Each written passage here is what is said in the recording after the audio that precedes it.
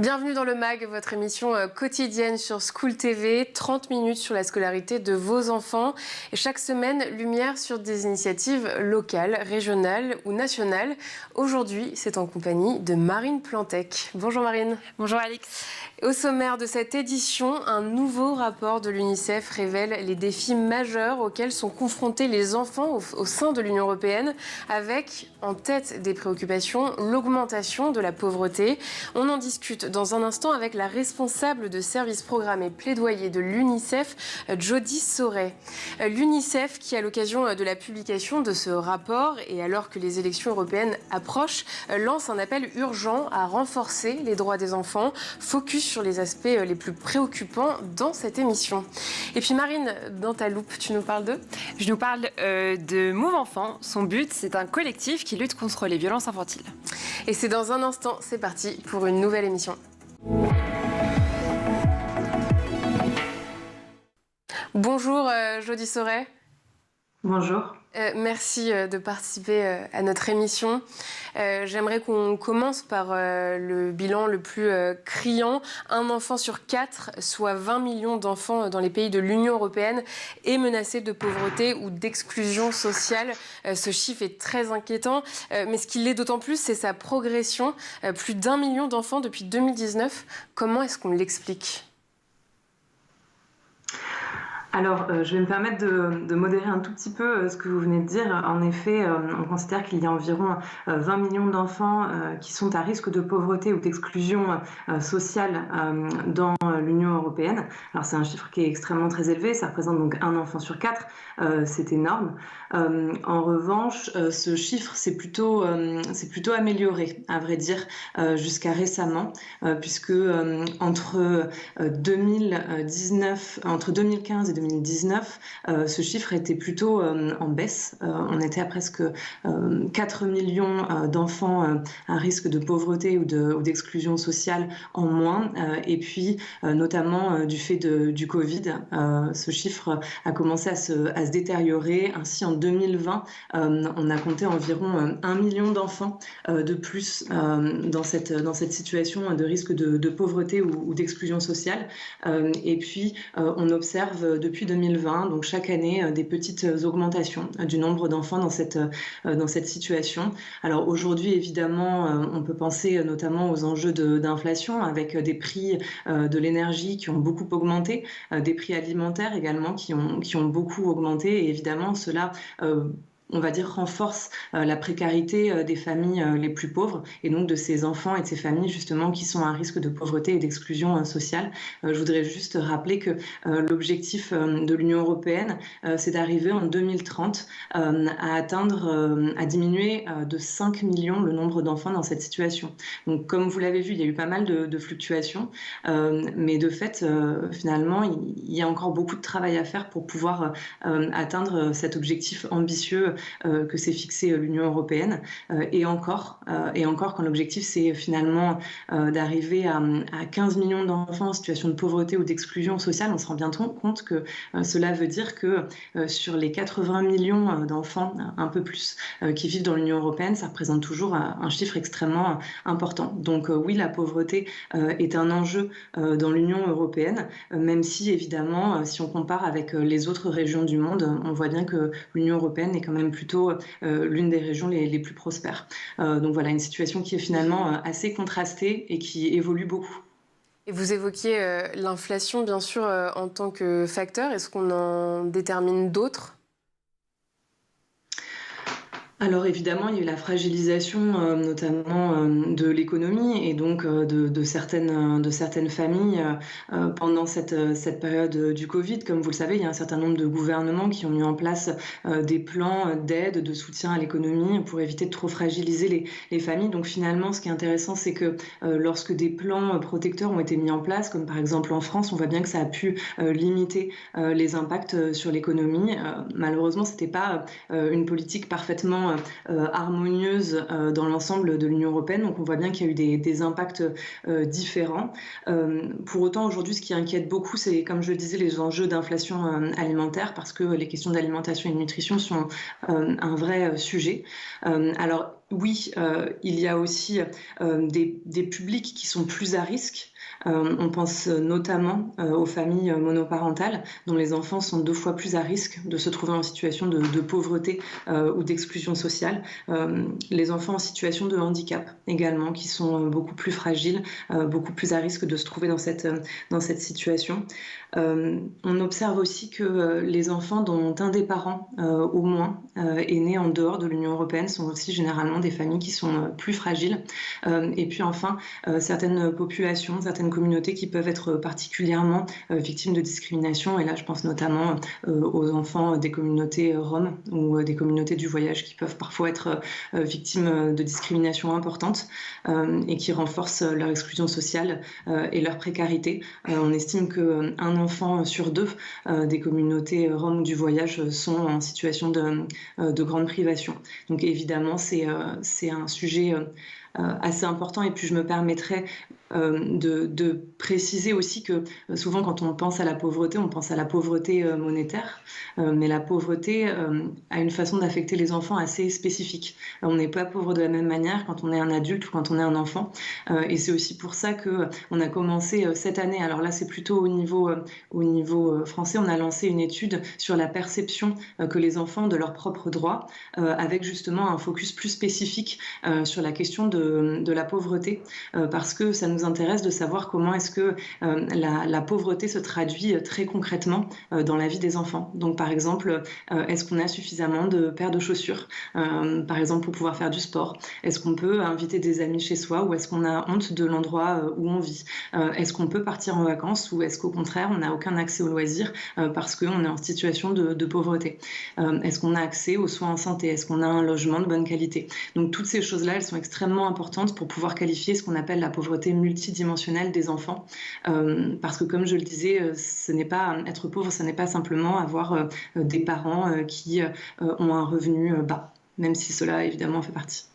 Et comment se fait-il qu'un pays comme l'Espagne ait connu la plus forte augmentation ?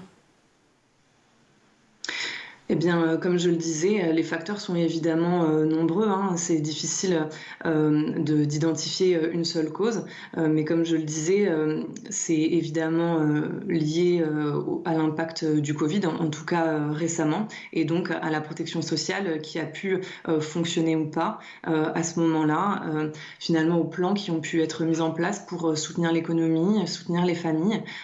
Et puis ça, on sait que certains pays sont plus fragiles, certaines économies sont aussi plus fragiles. La question du droit du travail à ce moment-là peut aussi avoir un rôle. Est-ce qu'on peut licencier plus ou moins facilement des personnes qui sont peut-être des parents, donc avec un impact sur les enfants? Voilà, c'est extrêmement complexe, donc je ne peux pas en faire une analyse détaillée ici, mais en tout cas on voit bien que aujourd'hui la question de la pauvreté des enfants, la pauvreté des familles est un sujet important également dans des pays riches en fait. La pauvreté n'est pas que l'affaire des pays en développement, et ça c'est vraiment quelque chose qui doit être compris et pris en main à la hauteur des besoins en fait. Et c'est vraiment un message que nous on essaye aussi de faire passer dans notre plaidoyer auprès des pouvoirs publics français, pour vraiment leur faire comprendre que ça doit être une priorité absolue, parce que sinon si on ne met pas les moyens et si on n'est pas ambitieux, en fait, cette pauvreté, elle se reproduit systématiquement. Et quel lien peut-on faire entre pauvreté et déscolarisation ? Alors justement, c'est intéressant parce que l'outil qui est utilisé au niveau de l'Union européenne et dans le rapport qui nous intéresse aujourd'hui s'intéresse justement au risque de pauvreté et d'exclusion sociale. Et donc en fait, évidemment, on s'aperçoit qu'on a plus de risques de ne pas être scolarisé lorsqu'on est en situation de très grande pauvreté, mais c'est véritablement un enjeu ici d'exclusion sociale. C'est-à-dire que les enfants qui ne sont pas scolarisés sont bien souvent des enfants qui sont finalement hors des circuits habituels en fait, qui n'ont pas forcément bénéficié d'un accueil dans la petite enfance, qui n'ont pas été scolarisés très tôt, peut-être parce que ils étaient dans des logements ou dans des habitats insalubres, peut-être qu'ils n'avaient pas d'adresse qu'ils pouvaient présenter en mairie pour pouvoir être scolarisés, puisque pendant assez longtemps, en fait, pour pouvoir inscrire un enfant à l'école, il fallait présenter un justificatif de domicile à la mairie. Et on sait que dans certaines mairies, il pouvait y avoir une pratique de discrimination où en fait on allait refuser l'inscription d'un enfant parce qu'il n'avait pas un logement identifié. Et donc il y a un certain nombre de pratiques comme ça qui ont pu tenir des enfants loin de l'école. Et puis finalement, même si les choses se sont améliorées, notamment grâce à un décret qui est venu clarifier les pièces qui doivent être demandées en mairie, et là je parle surtout de la situation de la France, évidemment, pour essayer d'être la plus concrète possible, on voit bien qu'il peut y avoir des pratiques de discrimination pour la scolarisation de certains enfants. Et là, je pense notamment aux enfants roms ou aux enfants des communautés du voyage, comme je le disais un peu plus tôt. Donc finalement, là, on voit typiquement un cercle vicieux à l'œuvre, puisque le fait d'être dans une famille en situation d'exclusion sociale ou de très grande pauvreté va faire que l'enfant a beaucoup plus de risques de ne pas être scolarisé. Et en fait, finalement, le fait de ne pas être scolarisé va le maintenir dans une situation d'exclusion sociale, de pauvreté, dans laquelle il risque de s'inscrire en tant qu'adolescent, puis en tant que jeune adulte, et probablement sa famille également ensuite. Donc c'est absolument pour cette raison qu'il est nécessaire de faire en sorte que l'ensemble des enfants puissent avoir accès à l'éducation, à la scolarisation. Et ça, c'est vraiment un sujet sur lequel nous travaillons énormément à l'UNICEF France. Et autre point essentiel, le rapport met en lumière une détérioration de la santé mentale chez les jeunes en Europe, en particulier depuis la pandémie de Covid-19. Comment est-ce que ça se traduit concrètement ? Oui, alors je pense que c'est un sujet qui nous a tous beaucoup interpellés, notamment pendant la période du Covid, où on s'est bien rendu compte en fait de la fragilisation de l'état de santé mentale des enfants en France. Mais en fait, ce qui est intéressant, c'est que finalement, si on peut essayer de comprendre les raisons qui font que l'état de la pédopsychiatrie en France est problématique, on voit bien que c'est pas seulement un problème qui concerne la France. Donc, en effet, on voit bien que la situation se dégrade. De plus en plus de jeunes se disent finalement, alors pas forcément dépressifs, mais en tout cas rapportent des troubles en termes de santé mentale, ne sont pas en bonne santé mentale. Et ce sujet finalement est de plus en plus considéré aussi, je pense, par les pouvoirs publics, dont un certain nombre ont fait une priorité. Là, je pense notamment à la Commission européenne qui, en juin 2023, a communiqué assez fortement sur la nécessité de renforcer l'action en termes de santé mentale. La France avait notamment, pendant la présidence française de l'Union européenne, poussé ce sujet-là au niveau de l'Union européenne pour finalement essayer d'avoir une politique beaucoup plus harmonisée et priorisée en termes de santé mentale des enfants et des jeunes. Je voudrais juste rappeler que c'est très important parce que la moitié des troubles en santé mentale qui se déclarent chez un individu, en fait, se sont déclarés avant ses 18 ans. Donc on voit bien que s'il y a une détection suffisamment précoce et un accompagnement adapté qui est mis en place, c'est une vraie chance de pouvoir accompagner l'enfant, que cet individu-là, si on fait le dépistage avant 18 ans, mais aussi diminuer les impacts sur la vie d'adulte. Je voudrais juste dire que à l'heure actuelle, le suicide représente un décès sur 6 chez les 15-19 ans. Donc c'est vraiment un chiffre qui est extrêmement alarmant, qui me fait penser aussi à un autre chiffre, c'est que 4,4% des 15-24 ans qui ont besoin de soins en santé mentale considèrent que ces soins ne sont pas satisfaits pour des raisons financières. Et il y a aussi, ça on le déplore partout dans l'Union européenne, des moyens pour la santé mentale qui sont vraiment insuffisants, c'est-à-dire qu'il n'y a pas assez de pédopsychiatres, il n'y a pas assez de psychiatres, il n'y a pas assez d'offres en santé mentale généralement, ce qui fait que quand bien même les personnes reconnaissent qu'elles ont un besoin, elles ne sont pas certaines de pouvoir accéder à ces soins. Donc c'est très préoccupant et c'est le cas partout dans l'Union européenne, d'où la nécessité que l'Union européenne poursuive ses travaux en la matière et qu'elle puisse véritablement proposer une politique intégrée, une politique globale qui permette de traiter à l'échelle de l'Union ce sujet-là qui est vraiment de plus en plus préoccupant. Et je me permettrai enfin de signaler qu'on entend souvent aussi parler du terme d'éco-anxiété. Alors c'est un terme qu'il faut peut-être relativiser parce que ça donne l'impression de créer une forme de pathologie sur le fait d'être préoccupé ou très inquiet de l'avenir, notamment lié au changement climatique. Alors qu'à vrai dire, c'est finalement peut-être la réaction normale quand on voit ce qui est attendu. Et c'est notamment dans le journal The Lancet que cette réflexion a été faite en réaction à une récente étude qui s'intéressait aux 16-25 ans dans 3 pays de l'Union européenne, le Portugal, la France et la Finlande, et qui montrait finalement qu'un très grand nombre de jeunes, souvent proches ou au-dessus de la majorité des jeunes interrogés, se disaient extrêmement ou très inquiets du changement climatique. Donc là aussi, l'idée n'est pas d'en faire absolument une pathologie, de faire une pathologie de l'éco-anxiété, mais bien de considérer que cet enjeu de santé mentale, il a pris énormément d'espace ces derniers temps, mais en fait, si on ne répond pas à l'ensemble des causes de ces problématiques de santé mentale, et là j'inclus notamment les enjeux de changement climatique, on ne pourra pas améliorer la situation des enfants de l'Union européenne. Restez avec nous, Jody, c'est l'heure de la loupe.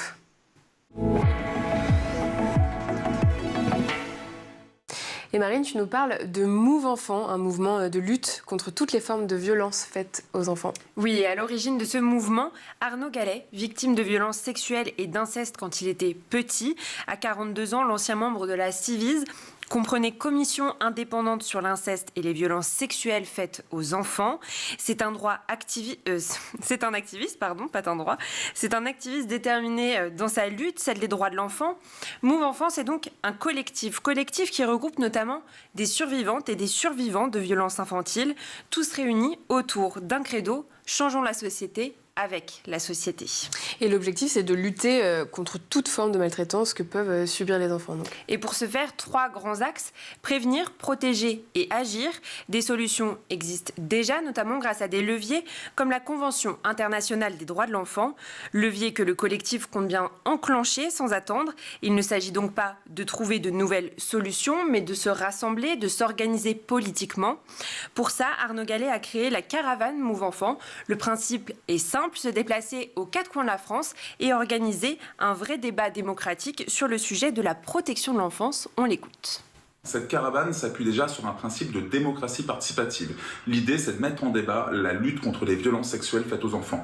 Deuxième principe, c'est un principe de réparation collective. Pourquoi réparation collective? Parce qu'on ne peut pas dire aujourd'hui qu'il y a 160 000 enfants victimes chaque année de violences sexuelles, dire également qu'il y a 10% de la population française qui a été victime de violences sexuelles, sans mettre autour de la table des survivantes et des survivants qui vont faire état de leur savoir expérientiel, c'est-à-dire voir comment est-ce que la société a réagi, les a accompagnés, les a accueillis, etc. Et mettre également autour de la table donc des expertes et experts de différents champs, que ce soit police, justice, protection de l'enfance, santé, etc., enseignement, etc. Bref, toutes les personnes qui sont autour des enfants. Ça, pour nous, c'est quelque chose d'essentiel. Et ce qui est essentiel aussi, c'est que tout ne se passe pas à Paris. Il fallait pour nous passer dans différentes villes. Et pour ce faire, la caravane de lutte contre les violences sexuelles faites aux enfants passe dans 45 villes, dont 10 dans les Outre-mer. L'idée, c'est de faire un état des lieux et de faire des préconisations suivant 3 thèmes: prévenir, protéger, réparer. À la fin de ce Tour de France, un livre blanc sera diffusé pour présenter toutes les préconisations trouvées pendant cette discussion. Une entrée en matière active pour ce collectif qui s'impose déjà comme une sorte de Greenpeace de la protection de l'enfance. Merci beaucoup Marine. Jody, est-ce que la solution n'est pas, comme Arnaud le fait finalement, de conférer une dimension plus politique à l'engagement pour faire bouger les choses ? Alors bien sûr, mais je pense que cet engagement et cette dimension plus militante, plus politique, elle existe déjà. En tout cas, sans forcément parler du niveau de l'Union européenne, même si là, il y a un certain nombre d'organisations qui travaillent sur la question des droits de l'enfant, qui sont notamment réunies dans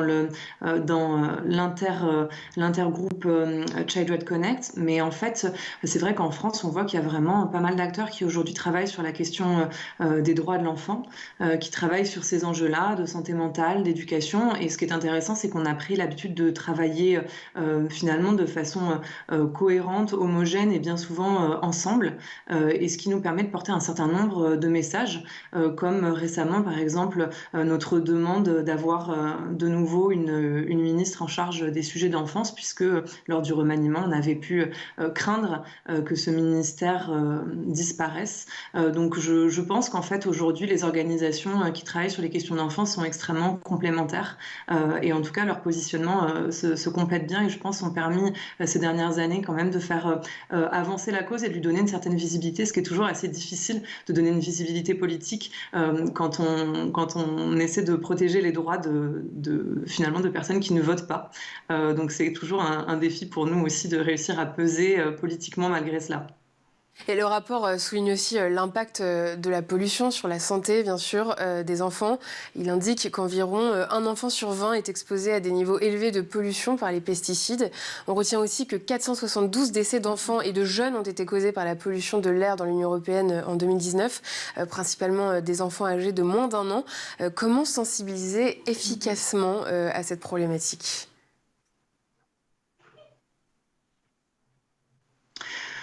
Alors, je pense que le terme sensibiliser que vous évoquez est vraiment un terme qui est très adapté parce que je pense que l'action, elle doit être double.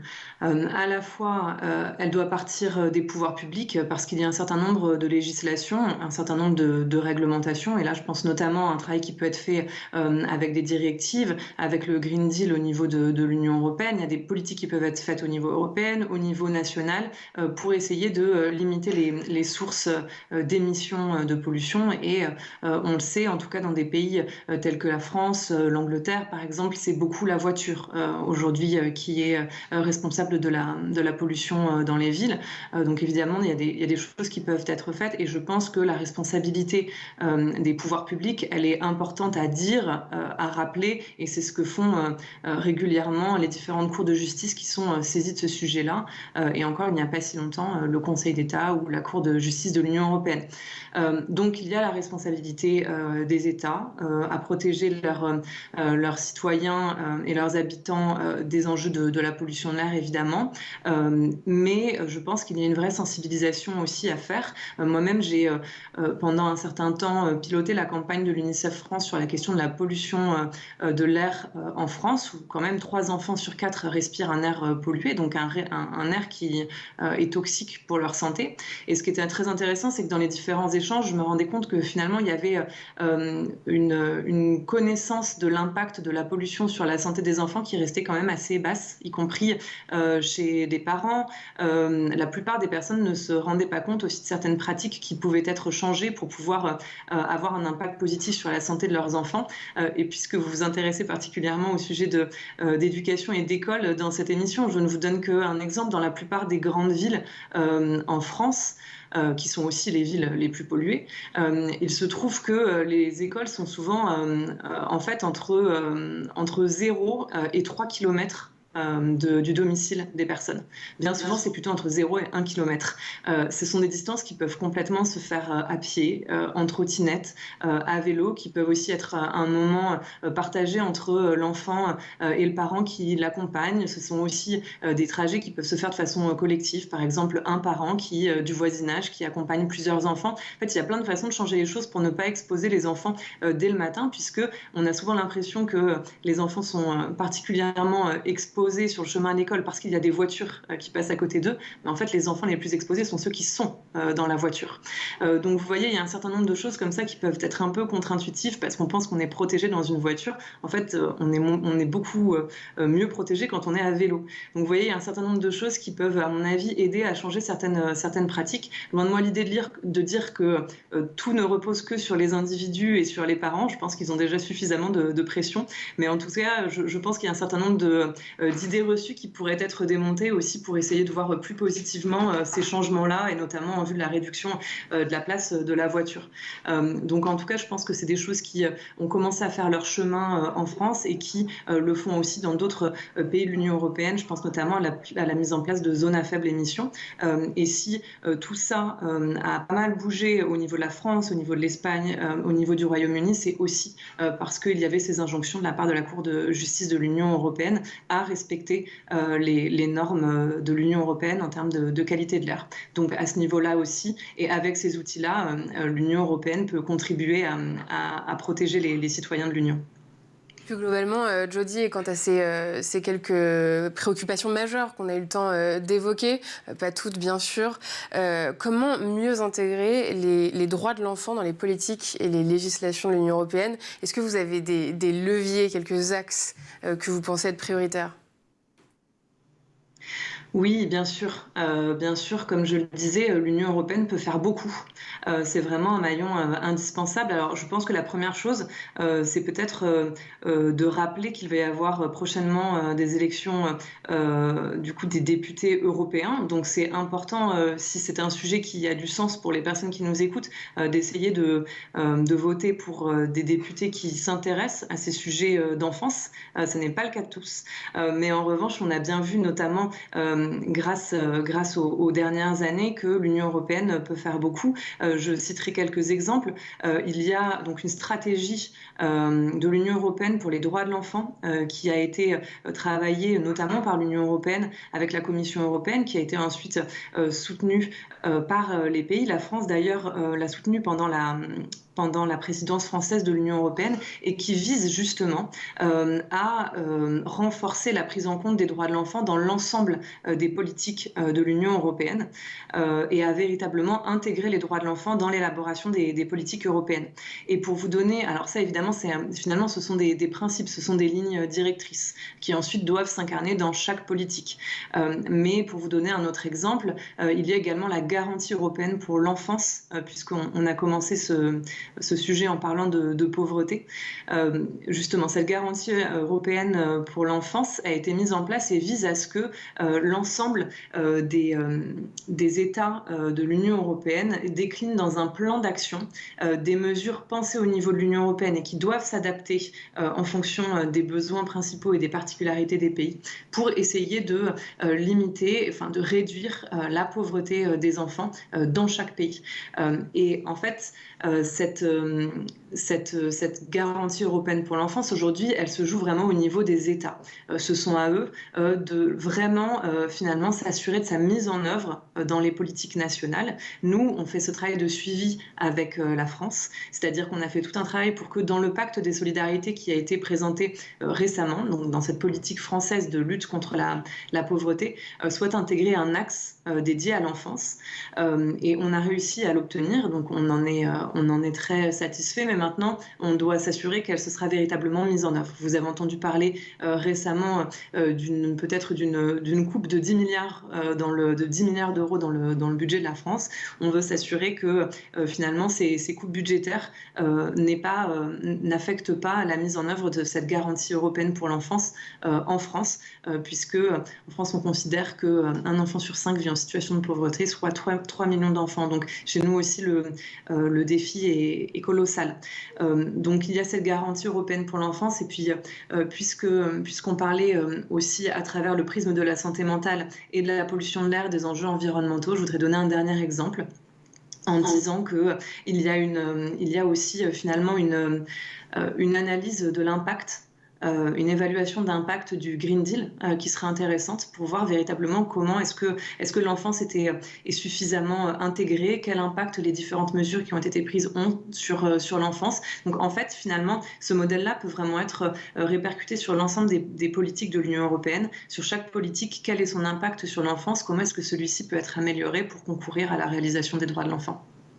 Merci beaucoup, Jody, d'avoir pris le temps de nous apporter votre éclairage sur ce rapport qui, je le rappelle, s'inscrit à l'approche des élections européennes.